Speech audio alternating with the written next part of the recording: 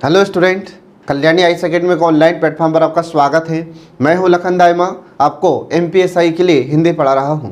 Friend, Hindi अन्य प्रतियोगी परीक्षाओं के लिए बहुत उपयोगी होती है।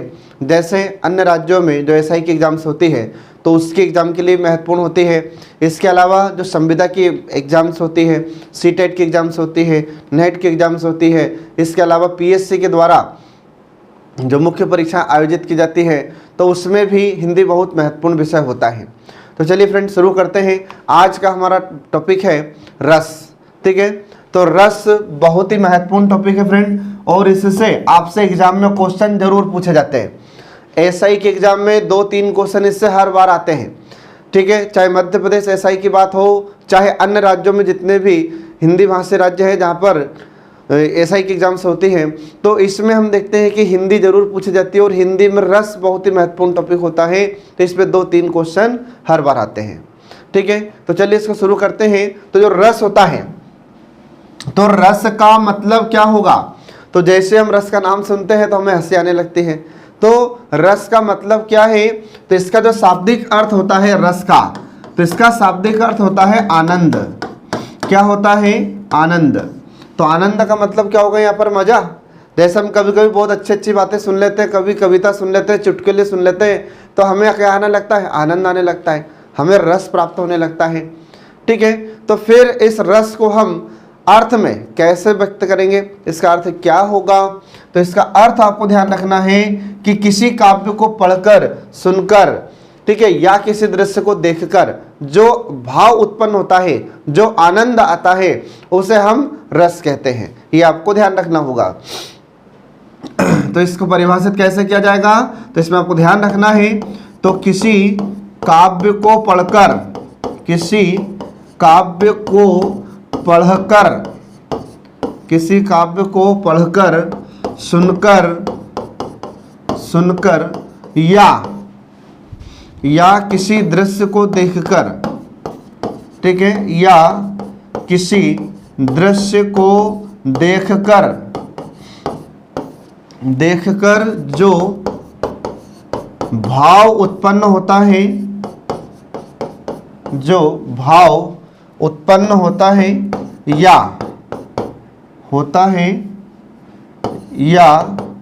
आनंद प्राप्त होता है, ठीक है, या आनंद प्राप्त होता है, उसे हम रस कहते हैं। ये आपको ध्यान रखना होगा फ्रेंड। तो रस को बिल्कुल हम सरल भाषा में समझेंगे, इसको बिल्कुल सरल भाषा में मैं आपको बताऊंगा। हम जब किताबों में पढ़ते हैं तो किताबों में आप कितनी भी बार पढ़ लोगे ये रस आपको याद नहीं होंगे, लेकिन मैं इसको बहुत ही सिंपल भाषा में आपको पढ़ाऊंगा, तो जिससे आपको एक ही बार में याद हो जाएंगे, बार बार आपको पढ़ने की जरूरत नहीं पड़ेगी।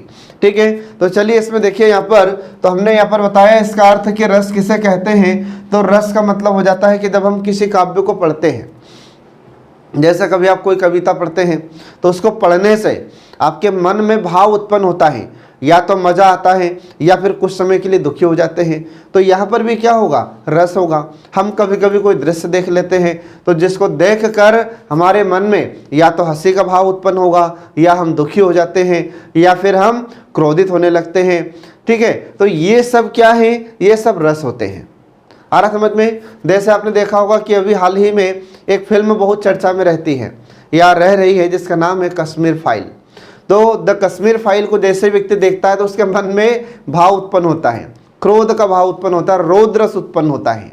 आ रहा समझ में? तो ऐसे में और किसी दृश्य को देखते हैं या कोई बात सुन लेते हैं तो हमारे मन में जो भाव उत्पन्न होगा वही क्या है? तो वही है ये रस।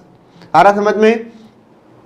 तो हम हमारे प्रेमी से मिलते हैं तो मिलकर बहुत खुशी होती है, फिर कुछ बातचीत होती है तो वहाँ पर भी हमको रस आता है। आ रहा समझ में? तो ये सब क्या है? ये सब रस है। आई होप आप लोग इसको बहुत अच्छे से समझ गए होंगे। अब आगे देखिए, तो ये तो हमने आपको बता दिया इसका रस का अर्थ। अब एग्जाम में आपसे कुछ पूछा जाता है कि रस का प्रणेता कौन है या रस का प्रवर्तक कौन है। तो रस के प्रणेता या इसके प्रवर्तक आपको ध्यान रखना होगा। प्रवर्तक कौन है रस के? तो रस के प्रवर्तक है, ध्यान रखना फ्रेंड, भरत मुनि। तो आचार्य भरत मुनि को ध्यान रखना, ठीक है, आचार्य भरत मुनि, ठीक है, तो आचार्य भरत मुनि को इसका रस का प्रवर्तक माना जाता है। एक बात और हमेशा ध्यान रखना कि जो रस होता है तो रस को काव्य की आत्मा कहा गया है। आ रहा समझ में? याद रखना, ये पॉइंट आपसे एग्जाम में क्वेश्चन पूछा जाता है कि काव्य की आत्मा किसको कहते हैं, तो ये रस को कहते हैं। क्यों कहते हैं? क्योंकि अगर काव्य में रस नहीं होगा तो मजा नहीं आएगा काव्य को पढ़ने में, सुनने में। आ रहा समझ में? तो इसलिए काव्य की आत्मा कहा गया है किसको? रस को। ये आप हमेशा ध्यान रखना। चाहे तो मैं यहाँ पर लिख देता हूं कि काव्य की आत्मा, ठीक है, काव्य की आत्मा, ठीक है, किसको कहा जाता है? यह रस को कहा जाता है। आपको ध्यान रखना है, एग्जाम में आपसे क्वेश्चन पूछ चुका है। तो रस को काव्य की आत्मा कहा जाता है, ध्यान रखें। अब इसके बाद देखिए, तो मैं आपको बता रहा था यहाँ पर कि जो भरत मुनि है, तो भरत मुनि को क्या कहते हैं? तो इन्हें रस का प्रवर्तक कहा जाता है, आचार्य भरत मुनि को। तो आचार्य भरत मुनि ने एक पुस्तक लिखी थी, एक रचना लिखी थी इन्होंने। तो इनकी रचना का नाम आपको ध्यान रखना होगा फ्रेंड, ठीक है। तो आचार्य भरत मुनि की एक रचना थी जिसका नाम था नाट्यशास्त्र। कौन सी रचना थी? ये इनकी रचना का नाम है नाट्यशास्त्र। ये याद रखना, एग्जाम में कई बार आपसे पूछी जाती है कि इनकी रचना का नाम बताइए। तो इनकी रचना का नाम था ये नाट्यशास्त्र, ठीक है। अब इसके बाद में आचार्य भरत मुनि ने जो रसों का वर्णन किया है, तो इन्होंने 8 स्थायी भावों का वर्णन किया था। आ रहा समझ में? तो इन्होंने 8 रस के जो 8 स्थायी भाव होते हैं, इन 8 स्थायी भाव का वर्णन इन्होंने किया है। और जो नाट्यशास्त्र इनकी जो रचना है, तो इसमें कुछ अध्याय हैं। तो अध्याय 5 और 6 में इन्होंने 8 स्थायी भावों का वर्णन किया है। तो एग्जाम में अगर आपसे क्वेश्चन पूछा जाता है कि आचार्य भरत मुनि ने कितने स्थायी भावों का वर्णन किया है, तो इन्होंने रस के 8 स्थायी भाव, ठीक है, स्थायी भाव। तो कितने स्थायी भाव? तो 8 स्थायी भाव का वर्णन इन्होंने किया है। तो ये आपको ध्यान रखना होगा। तो किस में किया इन्होंने? ये नाट्यशास्त्र में किया था। अब 8 स्थायी भाव का मतलब कि जो 8 रस हैं, उन 8 रस के 8 स्थायी भाव का वर्णन इन्होंने किया है इस नाट्यशास्त्र के अध्याय 5 में और अध्याय 6 में। ये आपको ध्यान रखना होगा फ्रेंड। अब इसके बाद में फिर हम देखते हैं कि आचार्य भरत मुनि ने जो 8 स्थायी भाव दिए हैं, तो 8 रस कौन कौन से हैं? तो इन्होंने शांत रस का जो स्थायी भाव होता है निर्वेद, उस निर्वेद के बारे में इन्होंने कोई वर्णन यहाँ पर नहीं किया था, ठीक है। तो 8 रस के 8 स्थायी भाव कौन कौन से हैं, ये मैं आपको अभी आगे बता रहा हूँ। फिर इसके बाद में जो शांत रस है वह किसने दिया है, उसका स्थायी भाव क्या है, ये मैं आपको आगे बता रहा हूँ। अब इसके बाद में आपको यहाँ पर एक पॉइंट और याद रखना होगा आचार्य भरत मुनि के बारे में, कि आचार्य भरत मुनि ने एक रस सूत्र दिया था, ठीक है। तो आचार्य भरत मुनि का रस सूत्र आपको ध्यान रखना होगा, एग्जाम में कभी कभी आपसे पूछ लिया जाता है, ठीक है। तो आचार्य भरत मुनि का रस सूत्र, तो इनका रस सूत्र क्या है? तो इन्होंने कहा था, इधर देखिए, इसको थोड़ा बड़ा नाम है वह। तो इन्होंने एक रस सूत्र दिया था आचार्य भरत मुनि ने,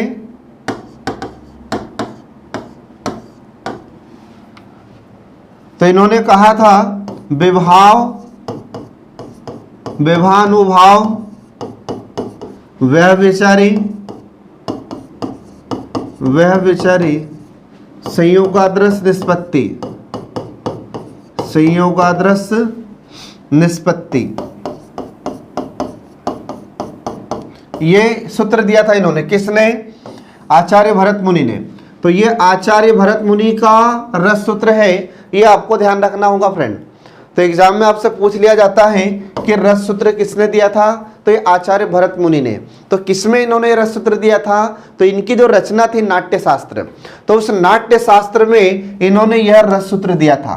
तो इसको आपको याद रखना होगा, एग्जाम में आपसे क्वेश्चन पूछा जाता है कि बताइए ये रस सूत्र किसने दिया है, तो आचार्य भरत मुनि ने। इसका अर्थ क्या होता है? इसका अर्थ क्या होता है? तो देखिए यहाँ पर इसका अर्थ हो जाता है यहाँ पर जैसे विभाव, ठीक है। तो इसमें विभाव अनुभाव, ठीक है, विभाव अनुभाव, तो यहाँ पर लिखा है ना विभाव अनुभाव, ठीक है। तो विभाव अनुभाव और व्यभिचार, ठीक है, व्यभिचार के संयोग से, के संयोग से, ठीक है, यहाँ पर है ना ये संयोग, फिर दृश्य मतलब उनके संयोग से रस, और फिर अंत में है निष्पत्ति। तो संयोग से रस की निष्पत्ति होती है, ठीक है, ये इन्होंने कहा था अपने रस सूत्र में। किसने कहा? ये भरत मुनि ने। तो भरत मुनि ने कहा था कि विभाव, अनुभाव, व्यभिचार के संयोग से रस की निष्पत्ति होती है या रस की उत्पत्ति होती है। तो ये इन्होंने कहा था, किसने? आचार्य भरत मुनि ने। तो ये आपको ध्यान रखना होगा, ये इनका रस सूत्र है फ्रेंड। तो एग्जाम में कई बार आपसे पूछा गया है। अब इसके बाद में इनका जो रस सूत्र है, फिर इसी रस सूत्र की व्याख्या कई विद्वानों ने बाद में की थी। अब इसके बाद में हम आगे बढ़ते हैं। तो देखिए इसमें कि जो रस होता है, ठीक है, तो अभी थोड़ी देर पहले ही मैंने बताया है कि रस को काव्य की आत्मा कहा गया है। इसी आधार पर हम देखते हैं कि आचार्य विश्वनाथ, तो आचार्य विश्वनाथ ने भी देखो क्या कहा है। आचार्य विश्वनाथ, इनका नाम आपको ध्यान रखना होगा। तो आचार्य विश्वनाथ ने कहा है कि वाक्यम रसात्मकम काव्यम, ठीक है, इन्होंने कहा है वाक्यम रसात्मकम। तो वाक्यम रसात्मकम काव्यम, ये कहा है किसने? आचार्य विश्वनाथ का स्टेटमेंट है। ये आपको ध्यान रखना होगा फ्रेंड। एग्जाम में ऐसे क्वेश्चन आपसे पूछ लिए जाते हैं कि बताइए यह किसने कहा है। तो ये वाक्यम रसात्मकम काव्यम, ये आचार्य विश्वनाथ ने कहा है। इसका अर्थ क्या हो जाता है? तो इन्होंने कहा कि जो रसात्मक वाक्य होते हैं उससे ही हम काव्य कहते हैं। तो रसात्मक वाक्य का मतलब क्या हो जाएगा?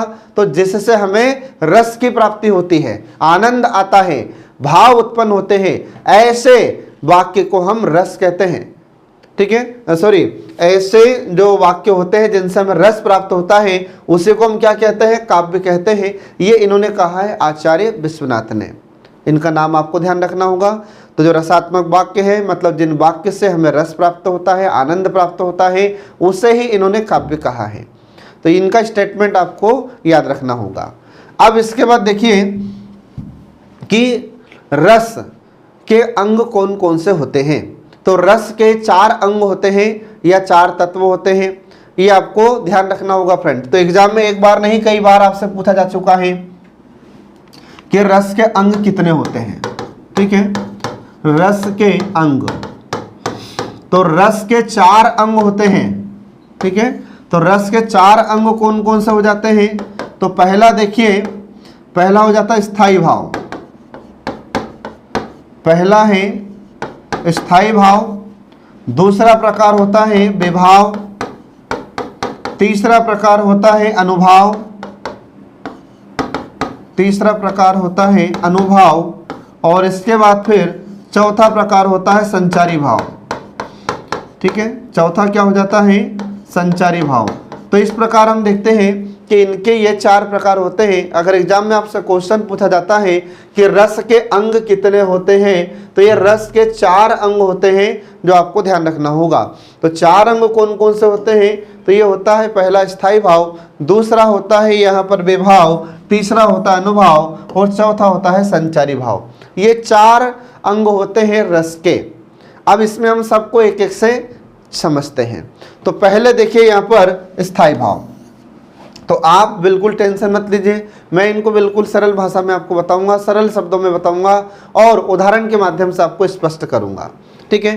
तो अब यहाँ पर देखिए, इसमें हम पहला प्रकार शुरू करने जा रहे हैं स्थायी भाव, ठीक है। अब देखिए स्थायी भाव। तो अगर एग्जाम में आपसे क्वेश्चन पूछा जाता है कि भैया वर्तमान में रस की संख्या कितनी है, ठीक है, तो वर्तमान में आपको रसों की संख्या याद रखना है 9, ठीक है। बाकी जो वात्सल्य रस है और इसके बाद भक्ति रस है, तो इनको पूर्ण रूप से, शुद्ध रूप से रस नहीं माना गया है, क्योंकि ये श्रृंगार का ही कुछ विद्वान इसका भाग मानते हैं, ठीक है। तो अभी तक जो रस के रूप में मान्यता प्राप्त है वे 9 रसों को मान्यता प्राप्त है। अब ऐसे तो 11 है, लेकिन मुख्य रूप से रसों की संख्या कितनी होती है? तो रसों की संख्या होती है अभी वर्तमान में 9, जो आपको मैं बताऊंगा। तो देखिए इसमें तो रस के प्रकार होते हैं 9। तो वे कौन कौन से 9 होते हैं और उनके स्थायी भाव क्या है? तो मैं स्थायी भाव के साथ ही आपको बता रहा हूं अभी। तो देखिए इसमें पहला हम शुरू कर रहे हैं इसमें स्थायी भाव को। तो पहला अंग होता है रस का स्थायी भाव, ठीक है। तो स्थायी भाव, अब स्थायी भाव किसे कहा जाता है? तो वे भाव होते हैं जो मानव हृदय में हमेशा विद्यमान होते हैं, ठीक है। तो ऐसे भाव को हम स्थायी भाव कहते हैं। तो यहाँ पर स्थायी का मतलब क्या हो जाता है? जो हमेशा रहते हैं, और भाव मतलब भाव, तो स्थायी भाव का मतलब क्या हो जाएगा? तो इसका मतलब है कि वे भाव जो मानव हृदय में, वे भाव जो मानव हृदय में हमेशा, मानव हृदय में हमेशा विद्यमान होते हैं, हमेशा विद्यमान होते हैं, ऐसे भाव को हम स्थायी भाव कहते हैं। ये आपको ध्यान रखना होगा। तो ये कैसे भाव होते हैं? तो ये मानव हृदय में हमेशा विद्यमान होते हैं, हमेशा रहते हैं, ये कभी खत्म नहीं होते, समाप्त नहीं होते। तो ऐसे भाव को हम स्थायी भाव कहते हैं, ठीक है। अब हमारे हिंदी में वर्तमान में स्थायी भाव कितने हैं? तो वर्तमान में जो स्थायी भाव हैं उनकी संख्या है 9। वर्तमान में जो स्थायी भाव हैं उनकी संख्या है 9। और अगर आपसे क्वेश्चन पूछा जाता है कि भरत मुनि के अनुसार स्थायी भाव की संख्या कितनी है, तब आपको बताना कितना पड़ेगा? तो भरत मुनि के अनुसार, भरत मुनि के अनुसार स्थायी भाव की संख्या है 8। तो ये एग्जाम में अपने से क्वेश्चन पूछा जाता है कि स्थायी भाव भरत मुनि के अनुसार कितने होते हैं? तो भरत मुनि के अनुसार स्थायी भाव की संख्या होती है 8। ये आपको ध्यान रखना है, ये अपने से एग्जाम में क्वेश्चन इससे पूछा गया है और आगामी परीक्षाओं में भी आपसे पूछा जाएगा या पूछा भी जा सकता है, ठीक है। तो अगर आपसे क्वेश्चन पूछा जा रहा है, जैसा आपसे क्वेश्चन पूछे वैसा आपको आंसर देना होगा।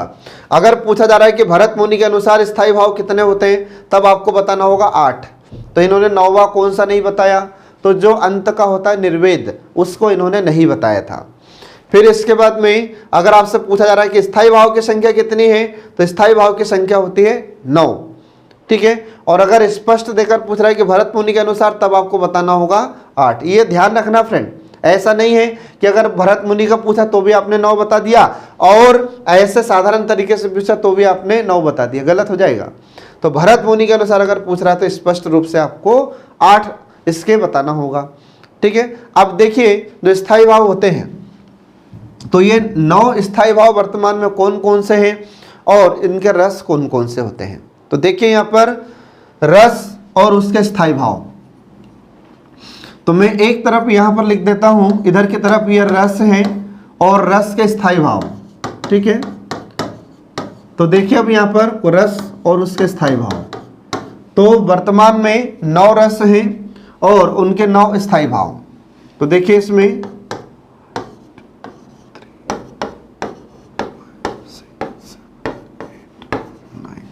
तो यहाँ पर पहला रस, अब पहला रस कौन सा होता है? तो पहला रस होता है श्रृंगार रस। ध्यान रखना फ्रेंड, जब भी आप श्रृंगार रस लिखें या जब भी आप श्रृंगार लिखें, कहीं पर भी आप श्रृंगार लिखें, श्रृंखला लिखें, तो आपको ये इस प्रकार से लिखना होगा, ये इसका शुद्ध रूप है, ठीक है। कई बार क्या होता है कि श्रृंगार ज़्यादातर ऐसा लिखते हैं, बहुत सारे लोग श्रृंगार ऐसा लिख देते हैं, तो कुछ लोग श्रृंगार ऐसा लिखते हैं, कुछ लोग श्रृंगार ऐसा लिख देते हैं। तो ये दोनों ही प्रकार से गलत होता है, ध्यान रखना। तो सही क्या होगा? तो सही एकमात्र ये है बस। अब इसके बाद देखिए आगे कि जो श्रृंगार रस होता है तो इसका स्थायी भाव क्या होता है? तो इसका स्थायी भाव होता है रति, या इसी को हम कहते हैं प्रेम। आ रहा समझ में? तो ये आपको ध्यान रखना होगा। तो एग्जाम में आपसे अगर क्वेश्चन पूछे कि बताइए कि जो श्रृंगार रस होता है इसका स्थायी भाव क्या होगा, तो आपको बताना होगा रति या प्रेम। अब इसके बाद फिर ऐसे ही दूसरा प्रकार होता है हास्य रस।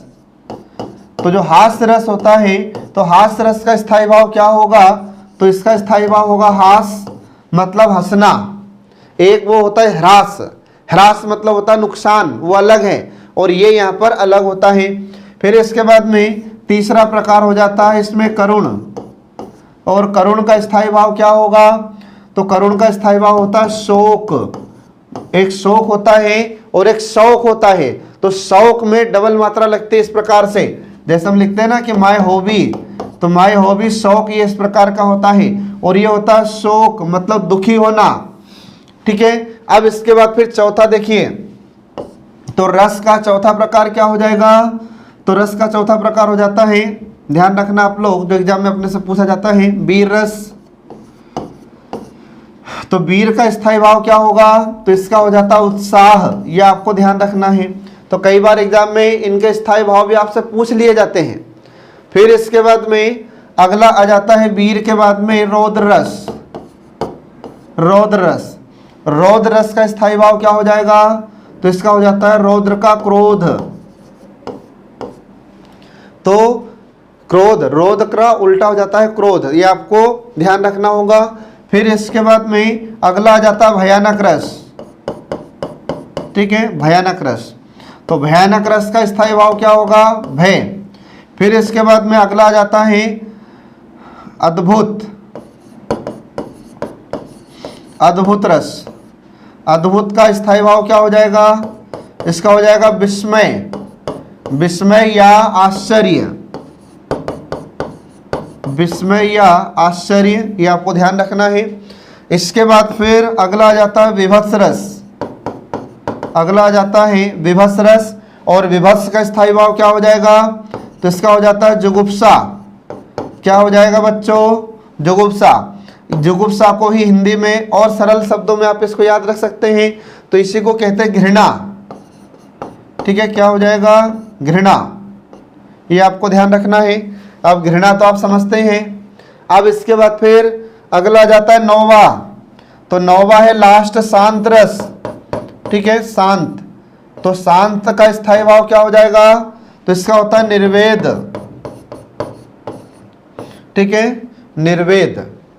अब निर्वेद या इसी को हम वैराग्य कहते हैं। ठीक है, तो वैराग्य निर्वेद क्या होता है, तो ये सब मैं आपको एक एक से सबको आगे बताऊंगा अब। ठीक है, तो ये आपको ध्यान रखना है फ्रेंड। तो इस प्रकार से हम देखते हैं कि 9 रस के ये 9 स्थायी भाव होते हैं। तो ये 9 स्थायी भाव है, आपको ध्यान रखना है। और इधर ये 9 रस है। और अगर भरत मुनि के अनुसार पूछा जा रहा है कि भरत मुनि के अनुसार कितने स्थायी भाव हैं, तब आपको बताना होगा 8। तो ये कौन सा नहीं बताया था भरत मुनि ने? निर्वेद नहीं बताया था। आ रहा समझ में? तो ये आपको इसमें ध्यान रखना होगा। ठीक है, तो इस प्रकार से यहाँ पर ये 9 स्थायी भाव और 9 इन स्थायी भावों के 9 रस ये यहाँ पर समाप्त हो जाते हैं। ठीक है, अब इसके बाद में आगे बढ़ते हैं विभाव पर। ठीक है, अब जो 10वां और 11वां रस है कौन सा, तो मैं आपको सबको एक बार नाम बता देता हूं। देखो, अगर आपसे पूछा जाए कि जो 9वां रस है जिसका नाम है शांत रस, तो शांत रस जिसका स्थायी भाव है निर्वेद। ठीक है, तो ये निर्वेद है। तो ये किसने नहीं बताया था? तो भरत मुनि ने ये नहीं बताया था। तो इस रस का प्रतिपादक कौन है? तो इस रस का प्रतिपादक है उद्भट। ये आपको ध्यान रखना होगा। अगर एग्जाम में आपसे क्वेश्चन पूछा जाता है कि शांत रस का प्रतिपादक का नाम बताइए, तो आपको ध्यान रखना होगा उद्भट। तो उद्भट इसका प्रतिपादक होता है। इसके बाद फिर इस पर विचार किसने किया था? तो इस पर विचार जिस व्यक्ति ने किया था, ध्यान रखना, इसका जो वर्णन किया था बाद में, तो जो बाद में स्पष्टीकरण किया था इसका स्पष्टीकरण, ठीक है, या इस पर ज्यादा जो विचार किया था ये किया था अभिनव गुप्त ने। तो इन 2 लोगों के नाम इसमें आते हैं। तो जैसा आपसे एग्जाम में क्वेश्चन पूछे वैसा आपको आंसर देना होगा। तो अगर एग्जाम में आपसे क्वेश्चन पूछा जा रहा है कि बताइए जो शांत रस होता है इसका प्रतिपादक कौन है, तो आपको बताना पड़ेगा उद्भट। फिर इसके बाद में इसका स्पष्टीकरण या इस पर और ज्यादा विचार किसने प्रस्तुत किया था? तो ये अभिनव गुप्त ने किया था। ये आपको ध्यान रखना होगा। अब इसके बाद फिर अगला जाता है 10वां वात्सल्य रस और 11वां होता है भक्ति रस। तो ध्यान रखें आप, अगर आपसे एग्जाम में क्वेश्चन पूछा जा रहा है कि रस के प्रकार कितने हैं, तो आपको सीधे सीधे 9 बताना है। 9 भेद इसके होते हैं रस के। ठीक है, वात्सल्य को और इसको भक्ति रस को, ये 2 रसों को रस नहीं माना जाता है। क्यों? क्योंकि कुछ विद्वान इन दोनों को श्रृंगार का ही एक भाग मानते हैं। ठीक है, इसलिए वर्तमान में रसों की संख्या कितनी है मुख्य रूप से? तो 9 आपको बताना होगा। तो इनके भी नाम देख लीजिए कि जो अगला रस आता है वात्सल्य रस। ठीक है, वात्सल्य रस। तो जो वात्सल्य रस होता है इसका स्थायी भाव क्या होगा, तो इसका स्थायी भाव आपको ध्यान रखना होगा, स्थायी भाव। तो इसका स्थायी भाव होता है स्नेह, ये आपको ध्यान रखना होगा। और इसका प्रतिपादक कौन है, तो इसमें नाम आपको ध्यान रखना होगा, इसका प्रतिपादक या इसके प्रवर्तक कौन है, तो इसके प्रतिपादक या इसके प्रवर्तक का नाम आपको ध्यान रखना है आचार्य विश्वनाथ। क्या नाम है, आचार्य विश्वनाथ। ये इसके प्रतिपादक है या इसके प्रवर्तक है, ये आपको ध्यान रखना होगा। ठीक है, तो वात्सल्य रस में क्या होता है, तो इसमें माता पिता का, गुरु का अपने छोटे से मतलब अपने बच्चों के प्रति जो भाव उत्पन्न होता है तो उसे हम कहते हैं वात्सल्य रस। तो इनको सबको मैं आगे पूरा डिटेल में पढ़ाऊंगा। ठीक है, अब इसके बाद फिर तो ये आपको ध्यान रखना है। तो वात्सल्य रस का स्थायी भाव क्या हुआ, तो वात्सल्य रस का स्थायी भाव होता है स्नेह। अब इसके बाद फिर ऐसे फिर अगला रस आ जाता है भक्ति रस। अगला आ जाता है भक्ति रस। ठीक है, भक्ति रस। अब भक्ति रस इसका स्थायी भाव क्या होगा, तो इसका स्थायी भाव आपको ध्यान रखना है, इसका स्थायी भाव। तो इसका स्थायी भाव आपको ध्यान रखना अनुराग। क्या होता है, अनुराग। अनुराग का मतलब भी क्या होता है, तो अनुराग का मतलब भी प्रेम होता है। अब इसके बाद फिर इसके प्रवर्तक या इसके प्रतिपादक कौन होते हैं, तो इसके प्रतिपादक या इसके प्रवर्तक, तो आपको नाम ध्यान रखना है इसमें रूप गोस्वामी का। क्या नाम है, रूप गोस्वामी।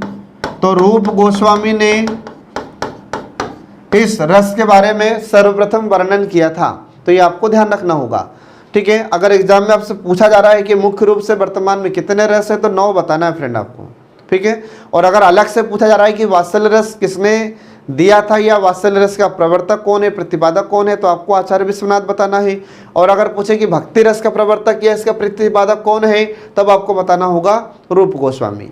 अब यहाँ पर जो भक्ति रस होता है तो इसमें क्या होगा, तो प्रेम का भाव तो इसमें भी उत्पन्न होता है, परंतु इसमें ईश्वर के प्रति प्रेम उत्पन्न होता है, ये आपको ध्यान रखना होगा। ठीक है, तो ईश्वर के प्रति जब प्रेम उत्पन्न होता है तो उसे हम कहते हैं भक्ति रस। और वात्सल्य रस में क्या होगा, तो वात्सल्य रस में जब बच्चों के प्रति प्रेम उत्पन्न होता है तो उसे हम कहते हैं वात्सल्य रस। अब फिर श्रृंगार में भी तो प्रेम का भाव उत्पन्न होता है, तो इनमें तीनों में प्रेम में अंतर होता है।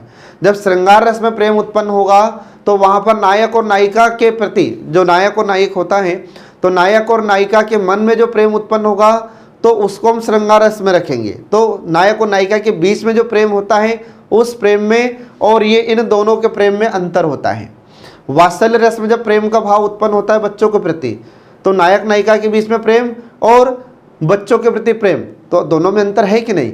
फिर ऐसे ही यहाँ पर ईश्वर के प्रति जो भाव उत्पन्न होगा, ईश्वर के प्रति आपके मन में जो प्रेम उत्पन्न होता है तो उसे भक्ति रस कहते हैं। तो प्रेम तो इसमें भी उत्पन्न हुआ, परंतु इस प्रेम में और उसमें अपने श्रृंगार रस के प्रेम में, मतलब नायक नायिका के बीच में जो प्रेम होता है और भक्ति रस में प्रेम उत्पन्न होता है, तो इनके दोनों के प्रेम में अंतर होता है। तो इस प्रकार से इनको अलग अलग रखा जाता है। लेकिन कुछ विद्वान कहते हैं कि ये उसका श्रृंगार रस का ही भाग है, लेकिन श्रृंगार रस का भाग ये नहीं है। ठीक है, तो ये आपको ध्यान रखना फ्रेंड। तो इस प्रकार से हमने ये रस के बारे में बताया और इन रसों के स्थायी भाव मैंने आपको यहाँ पर बताए हैं। अब इसके बाद में आगे बढ़ते हैं कि विभाव किसे कहा जाता है, अनुभाव किसे कहा जाता है और संचारी भाव किसे कहते हैं। तो ये अब हम शुरू कर रहे हैं। तो देखिए इसमें अगला आ जाता है, विभाव। तो रस का दूसरा अंग होता है विभाव। ठीक है, अब विभाव किसे कहते हैं, तो इसमें आपको ध्यान रखना है। तो जब किसी वस्तु या परिस्थिति के कारण व्यक्ति के मन में जो भाव उत्पन्न होगा तो उसे हम विभाव कहते हैं। आ रहा समझ में। तो क्या हो जाता है, तो जिस वस्तु, ध्यान रखना विभाव का अर्थ क्या हो जाता है, तो किसी वस्तु या परिस्थिति, किसी वस्तु या परिस्थिति के कारण व्यक्ति के मन में जो भाव उत्पन्न होता है, ठीक है, व्यक्ति के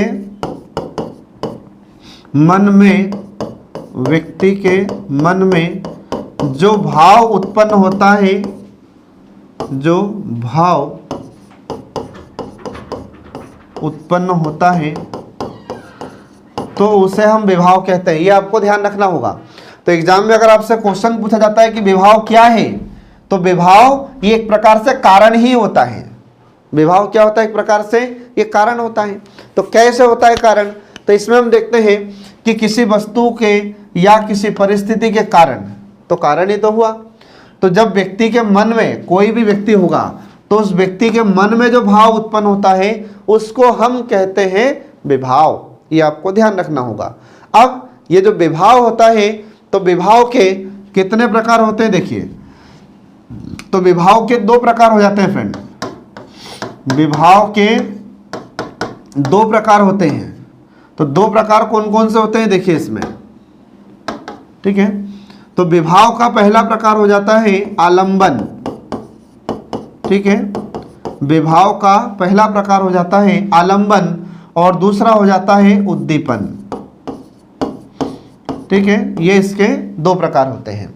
तो इसमें आपको ध्यान रखना है। तो अगर एग्जाम में आपसे क्वेश्चन पूछा जाता है कि विभाव के प्रकार कितने होते हैं, तो विभाव को दो भागों में बांटा जाता है या इसके दो प्रकार होते हैं। एक होता है आलंबन और दूसरा होता है उद्दीपन। अब आलंबन का मतलब क्या होता है? तो आलंबन मतलब आश्रित होकर, ठीक है। आलंबन का मतलब क्या है? तो आलंबन का मतलब होता है आश्रित होकर या आश्रय, ठीक है। तो आश्रित होकर या आश्रय भी कहते हैं इसको अपन। तो आलंबन का मतलब ये होता है कि जब हम किसी पर आश्रित होते हैं, किसी पर निर्भर होते हैं, तो उसको हम आलंबन कहते हैं, ठीक है। तो फिर इसका मतलब क्या हो जाता है? तो किसी वस्तु या परिस्थितियों के कारण व्यक्ति के मन में जो स्थायी भाव जागृत होते हैं, तो उसे हम कहते हैं आलंबन। आ रहा समझ में? तो किसी वस्तु के कारण या किसी परिस्थिति के कारण व्यक्ति के मन में जो स्थायी भाव जागृत होता है, तो उसे हम कहते हैं आलंबन। अब इस आलंबन को फिर दो भागों में बांटा जाता है। तो देखिए इसमें ये क्या होता है। तो देखिए इसमें आलंबन, तो आलंबन का अर्थ क्या होता है और इसके बाद फिर आलंबन के प्रकार कितने होते हैं, ये मैं आपको बता रहा हूं। तो देखिए इसमें पहले तो आलंबन का अर्थ क्या है? तो इसका अर्थ हो जाता है कि किसी वस्तु या किसी परिस्थिति के कारण, ठीक है, किसी वस्तु या परिस्थिति के कारण, किसी वस्तु या परिस्थिति के कारण व्यक्ति के मन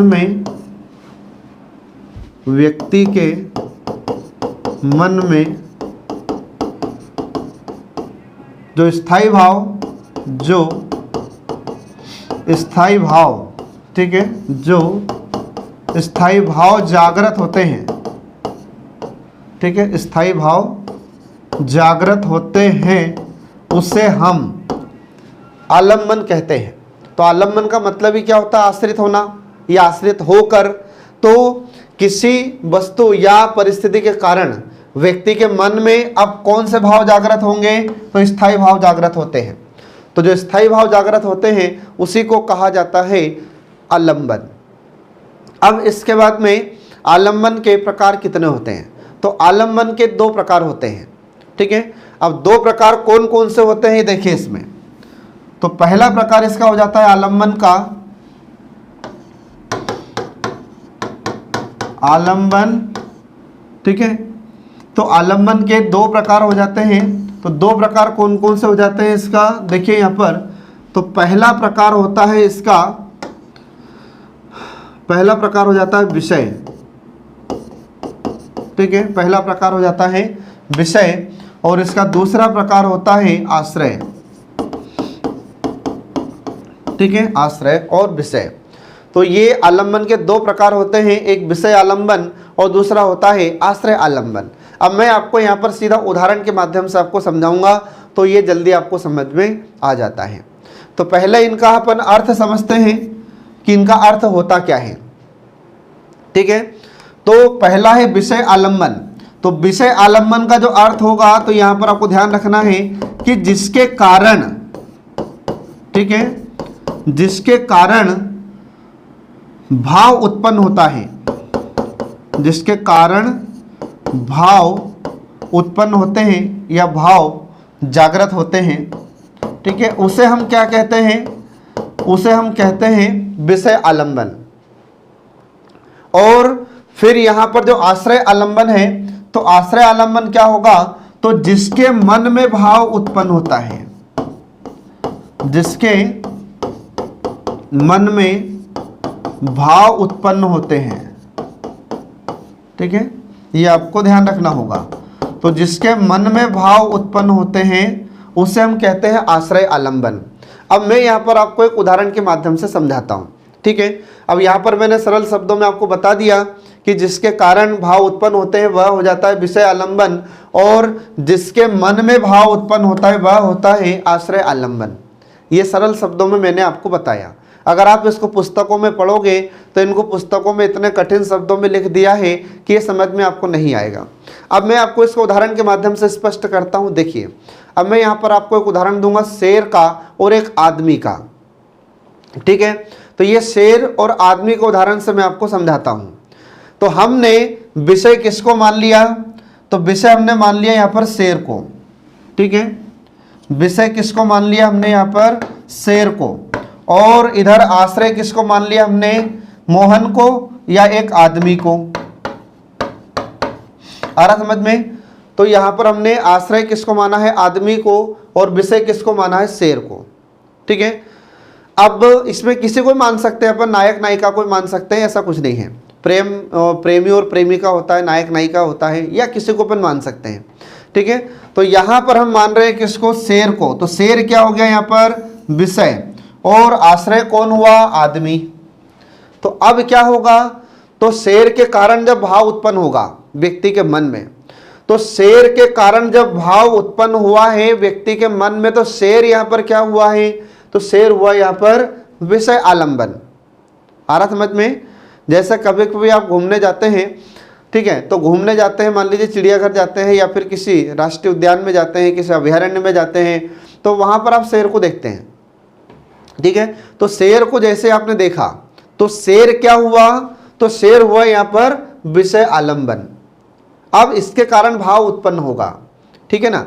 अब फिर जिसके मन में भाव उत्पन्न हुआ है, तो आदमी के मन में जो भाव उत्पन्न हुआ, तो आदमी यहां पर क्या हुआ, आदमी हो जाता है यहां पर आश्रय।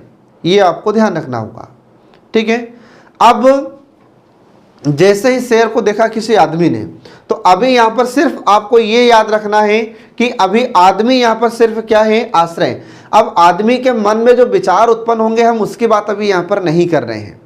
आ रहा समझ में। अभी यहां पर हम उसके मन में जो भाव उत्पन्न होगा, ये हम उसकी बात यहां नहीं कर रहे हैं। आ रहा समझ में। ये आपको ध्यान रखना होगा विशेष रूप से।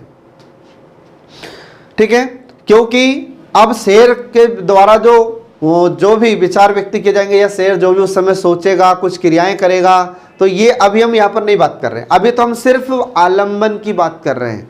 तो आलंबन में सिर्फ यहाँ पर हमने बताया आपको अभी शेर, और इधर बताया आदमी।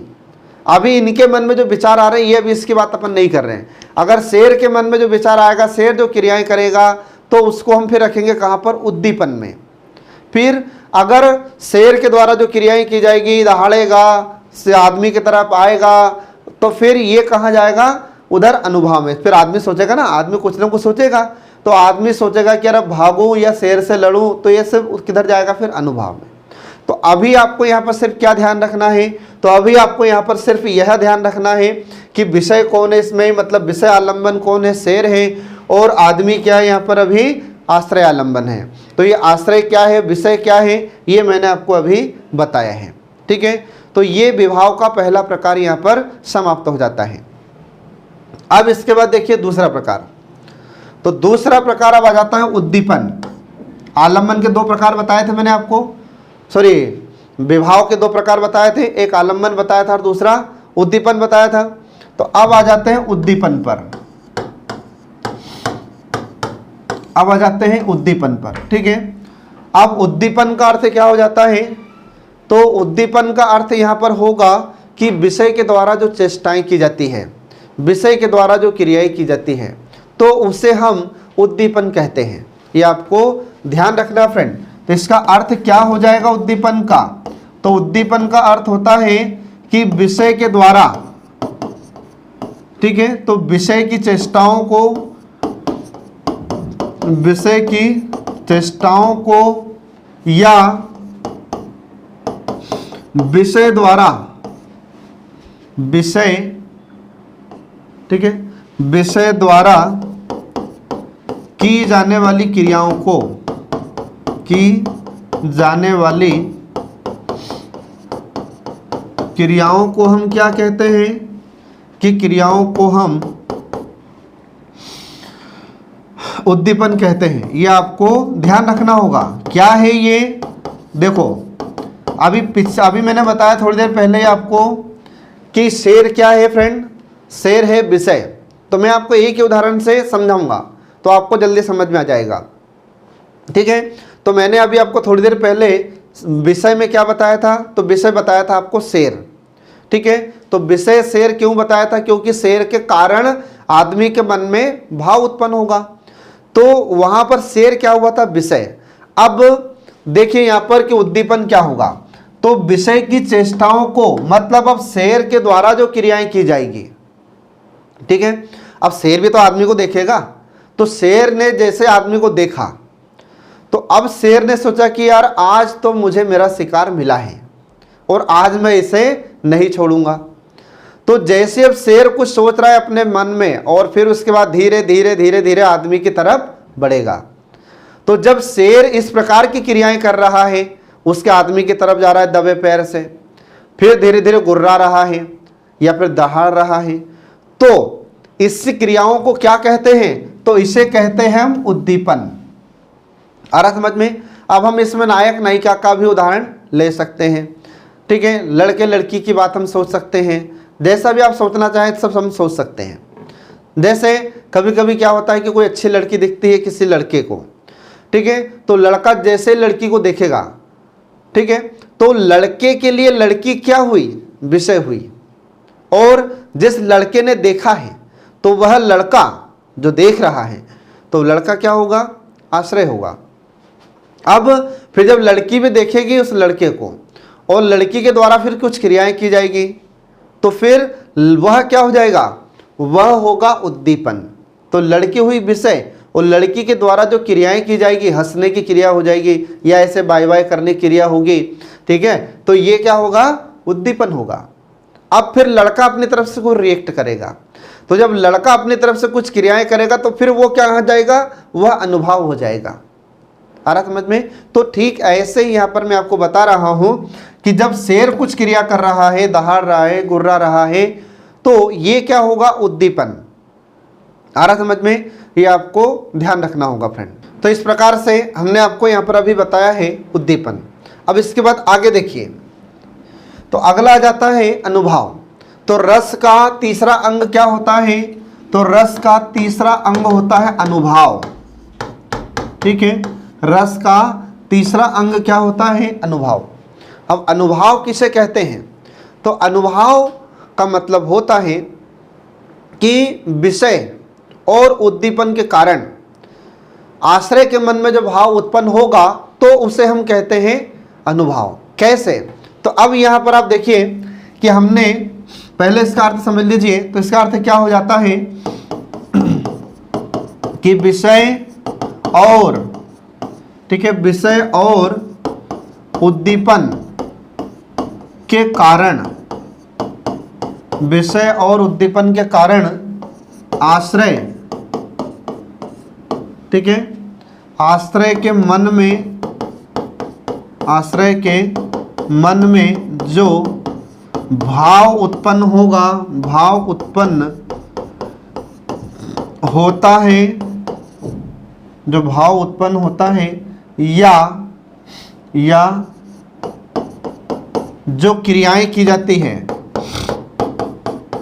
जो क्रियाएं की जाती हैं ठीक है, जो क्रियाएं की जाती है उसे हम, ठीक है, उसे हम अनुभाव कहते हैं। ये आपको ध्यान रखना होगा। अब अनुभाव क्या है, तो अब मैं आपको बताता हूँ। देखिए, तो मैंने अभी थोड़ी देर पहले ही बताया आपको कि विषय क्या है, तो शेर है, और आश्रय क्या है, आदमी है।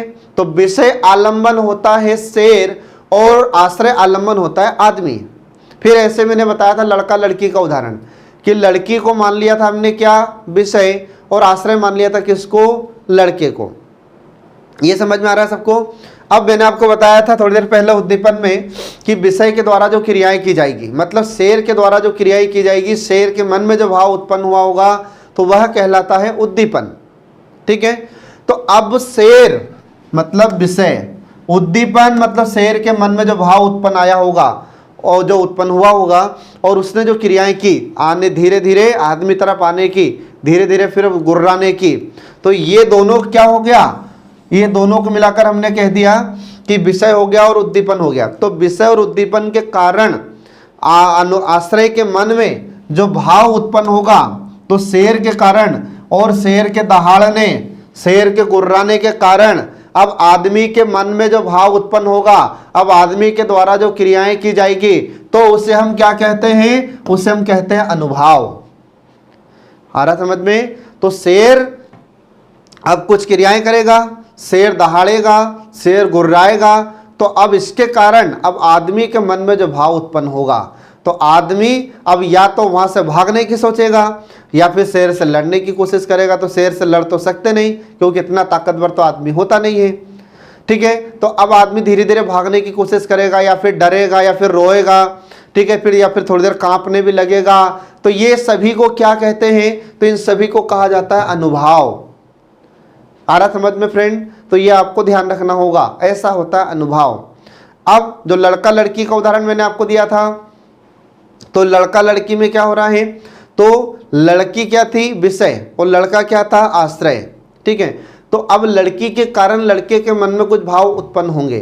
तो पहले तो हमने विषय किसको मान लिया है, लड़की को, फिर लड़की ने थोड़ी देर हंसी है, फिर ऐसे बाय बाय किया होगा, या और कुछ इशारेबाजी की होगी। तो इशारेबाजी करना लड़की के द्वारा, वो क्या हो गया, उद्दीपन, और लड़की क्या हो गई थी, विषय। तो अब लड़की मतलब विषय है, और लड़की के द्वारा जो क्रियाएं की जा रही है, ठीक है। अब इसके कारण फिर लड़के के मन में जो भाव उत्पन्न होगा, अब लड़के के मन में भाव उत्पन्न क्या होगा, तो लड़का भी हंसेगा, लड़का भी बाय बाय करेगा, लड़का भी कुछ बोलेगा। तो इन सब को क्या कहते हैं, तो इन सब को कहा जाता है अनुभाव। आ रहा समझ में। तो ये आपको ध्यान रखना होगा फ्रेंड। ठीक है, अब इसके बाद फिर, अब ये तो हुआ अनुभाव। अब अनुभाव के कुछ प्रकार होते हैं। तो अनुभाव के प्रकार कौन कौन से होते हैं, ये देखिए। तो अनुभाव के 4 प्रकार होते हैं। जो अनुभाव होता है, ठीक है, अनुभाव, तो अनुभाव के भी 4 प्रकार होते हैं, ये आपको ध्यान रखना होगा। तो इसके 4 प्रकार कौन कौन से हो जाते हैं, देखिए।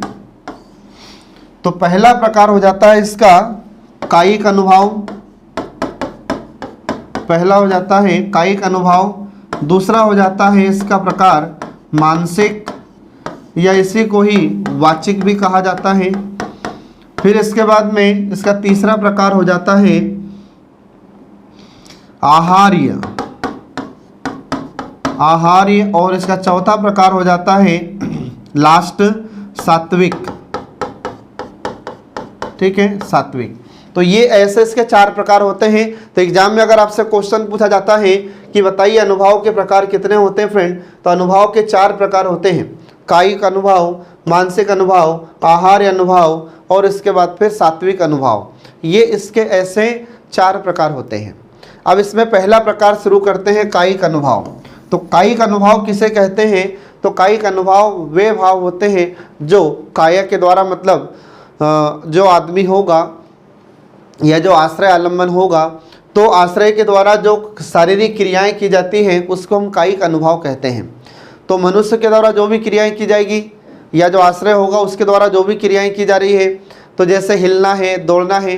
अब मैं आपको उदाहरण यहाँ पर बताता हूँ। तो जैसे जब शेर को देखा है आदमी ने, तो आदमी क्या करेगा, या तो भागेगा, या उसके हाथ पैर हिलेंगे, ठीक है, तो वो शरीर से अब जो भी क्रियाएं करेगा ये क्या हो जाएगा, कायिक अनुभव हो जाता है। फिर इसके बाद में दूसरा होता है यहाँ पर मानसिक अनुभव या वाचिक अनुभव। तो इसका मतलब क्या हो जाएगा, तो अब आदमी जो उस समय सोच रहा है उसके दिमाग से, तो उसे क्या कहेंगे हम, तो उसे कहते हैं मानसिक या वाचिक अनुभव कहते हैं। अब इसके बाद फिर तीसरा आ जाता है आहार्य अनुभव। अब आहार्य क्या होता है, तो इसका मतलब होता है कि जो कृत्रिम वेशभूषा होती है या जो व्यक्ति दिखावटी व्यवहार करता है, ठीक है, तो जो दिखावटी व्यवहार व्यक्ति करता है उसे कहा जाता है आहार्य। ये आपको ध्यान रखना होगा। तो उस समय शेर को देखकर आदमी के मन में डर या भय का भाव उत्पन्न हुआ होगा, व्यक्ति को डर लग रहा होगा, लेकिन फिर भी वह क्या कर रहा है, दिखावटी व्यवहार। तो दिखावटी व्यवहार कैसे कर रहा होगा, तो दिखावटी व्यवहार कर रहा है कि नहीं नहीं मैं शेर से डरता थोड़ी ना हूँ, फिर भी व्यक्ति क्या करेगा, शेर को डराने की कोशिश करेगा। तो कई बार होता है ऐसा, तो व्यक्ति शेर को डराने की कोशिश भी करता है।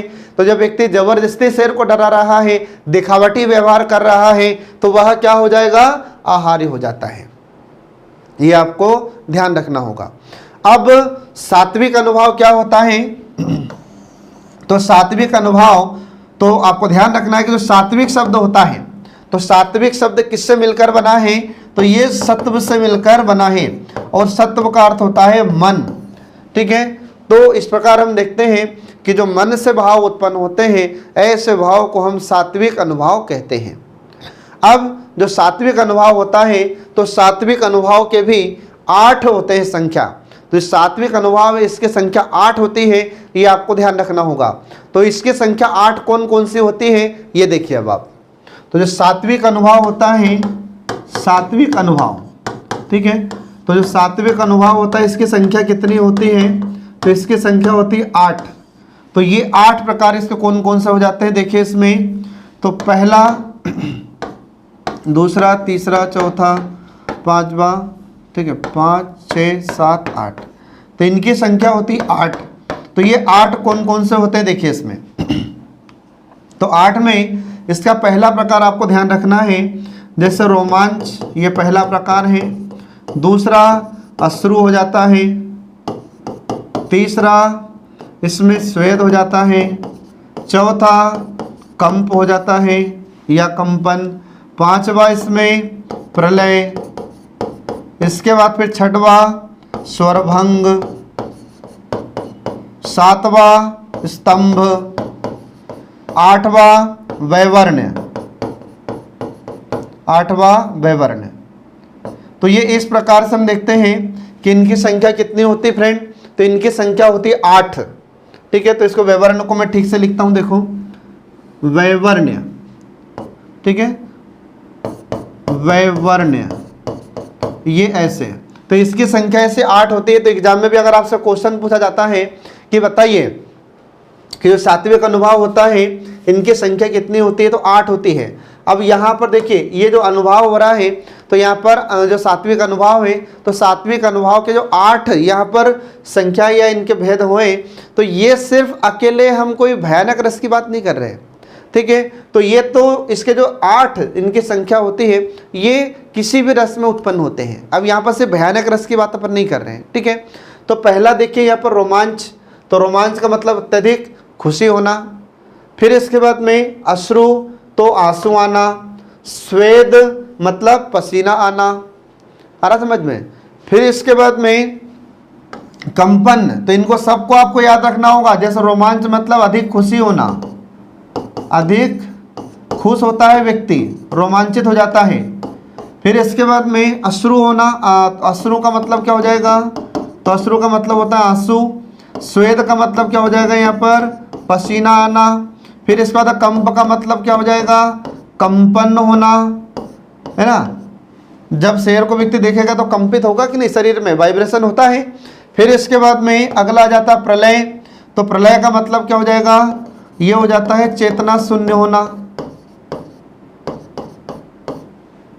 ठीक है। इसके बाद फिर स्वरभंग का, स्वरभंग का मतलब हो जाता है बोलती बंद होना कुछ समय के लिए। फिर इसके बाद में स्तंभ का मतलब क्या होगा, तो इसका मतलब होता है शारीरिक क्रियाओं का रुक जाना। शारीरिक क्रियाओं का रुकना, ये क्या हो जाएगा? स्तंभ। इसके बाद फिर अगला जाता है वैवर्ण्य। तो वैवर्ण्य का अर्थ क्या होता है? चेहरे का रंग उड़ जाना, चेहरे का रंग उड़ना, चेहरे का रंग उड़ना, ये आपको ध्यान रखना होगा। तो ये इसके ऐसे 8 होते हैं प्रकार, किसके? सात्विक अनुभाव के। तो ये आपको ध्यान रखना होगा फ्रेंड। तो एग्जाम में आपसे क्वेश्चन पूछा जा सकता है कि अनुभाव के 8 कौन कौन से प्रकार, सात्विक अनुभाव के जो 8 प्रकार होते हैं वे कौन कौन से होते हैं, तो ये आपको ध्यान रखना होगा। ठीक है, तो इनकी संख्या 8 है। और 8 में क्या क्या होता है? तो रोमांच में अत्यधिक व्यक्ति खुशी होता है, प्रसन्न होता है। जैसे लड़का लड़की जब एक दूसरे को देखेंगे, मतलब लड़का देख रहा है तो लड़का को हमने माना है यहाँ पर अनुभाव, मतलब उसके लड़के के मन में जो भाव उत्पन्न हो रहा है तो वह क्या होगा? अनुभव होगा। ऐसे आदमी के मन में जो भाव उत्पन्न हो रहा था शेर को देखकर, तो ये क्या हो जाएंगे? सब सात्विक अनुभव होते हैं। अब जो सात्विक अनुभव होता है, तो सात्विक अनुभव में हम देखते हैं कि यहाँ पर जो उसके मन में भाव उत्पन्न होता है, तो रोमांच मतलब अब यहाँ पर सारे रसों के हैं यहाँ पर सात्विक अनुभव। ध्यान रखना, कोई भयानक रस के सात्विक अनुभव नहीं है ये। ठीक है, तो रोमांच मतलब अधिक खुशी होना, प्रसन्न होना। अश्रु मतलब आंसू आ जाते हैं। श्वेत मतलब पसीना आ जाता है। कंप मतलब कंपन होने लगता है। तो जब व्यक्ति आदमी ने शेर को देखा होगा तो उसके मन में फिर अब डरने का भाव उत्पन्न हुआ तो कांपने लगेगा। प्रलय का मतलब चेतना शून्य हो जाएगा, कुछ समझ में नहीं आएगा कि यार अब क्या करें। फिर इसके बाद में स्वरभंग मतलब उसकी बोलती बंद हो जाती है कि यार मैं क्या बोलूं। फिर इसके बाद में स्तंभ का मतलब शारीरिक क्रियाएं अचानक रुक जाती है, कुछ कर नहीं पाता है व्यक्ति। फिर इसके बाद में वैवर्ण्य, तो चेहरे का रंग उड़ जाता है। तो ये इसके ऐसे 8 होते हैं। सात्विक अनुभव के संख्या कितनी होगी? 8 होगी। तो एग्जाम में अगर आपसे क्वेश्चन पूछे तो ये आपको ध्यान रखना होगा। तो इस प्रकार से फ्रेंड यहाँ पर हमने आपको रस के अंग बताए हैं। अब इसके बाद में एक और इसका लास्ट है संचारी भाव। ठीक है, लास्ट इसका प्रकार होता है संचारी भाव। तो संचारी भाव क्या होता है? तो ये वे भाव होते हैं जो कुछ समय के लिए आते हैं। वे भाव जो कुछ समय के लिए, कुछ समय या क्षण भर, ठीक है, वे भाव जो कुछ समय के लिए या क्षण भर के लिए आते हैं या उत्पन्न होते हैं,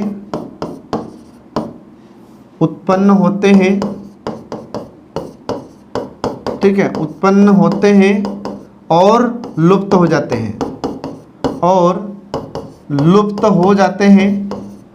तो उसे हम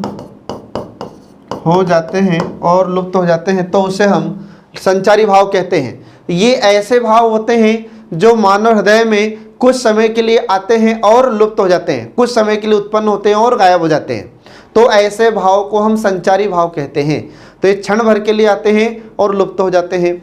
तो यही संचारी भाव क्या करते हैं? तो यही संचारी भाव हमारे स्थायी भाव को जागृत करते हैं। यही संचारी भाव हमारे स्थायी भाव को उत्पन्न करने में योगदान देते हैं। अब स्थायी भाव तो हमेशा स्थायी हैं, वो तो ऐसा नहीं होंगे। जब ये संचारी भाव उत्पन्न होंगे तो जिसके कारण वे जागृत होते हैं। ठीक है, अब इसमें देखिए जो संचारी भाव होते हैं तो इनकी संख्या कितनी होती है फ्रेंड? तो ये एग्जाम में अपने से बार बार क्वेश्चन पूछा जाता है। तो इनकी संख्या होती है 33। कितनी होती है? 33 होती है, 33 होती है। तो इसमें 33 कौन कौन से होते हैं? तो ये अभी तक अपने से एग्जाम में नहीं पूछा है, लेकिन ये जरूर पूछा है कि इनकी संख्या कितनी होती है। तो इनकी संख्या आपको 33 याद रखना होगा। आ रहा समझ में? तो जैसे अपन देखते हैं, जैसे घृणा हो जाता है, शोक होता है, इसके बाद में चपलता होता है, फिर इसके बाद में शोक हो जाता है। तो ऐसे इनकी संख्या कितनी होती है? तो इनकी संख्या होती है 33। आ रहा समझ में? तो ये आपको ध्यान रखना होगा। तो एग्जाम में अगर आपसे क्वेश्चन पूछा जाता है कि बताइए कि जो संचारी भाव होते हैं इनकी संख्या कितनी होती है, तो इनकी संख्या होती है 33। ये आपको ध्यान रखना होगा। ठीक है फ्रेंड, तो इस प्रकार से हमने यहाँ पर आपको बताए हैं ये रस के अंग। तो इसी के साथ आज का हमारा सेशन समाप्त हो जाता है। रस का नेक्स्ट वीडियो हम जल्दी आपके लिए लेकर प्रस्तुत होंगे। तब तक के लिए नमस्कार।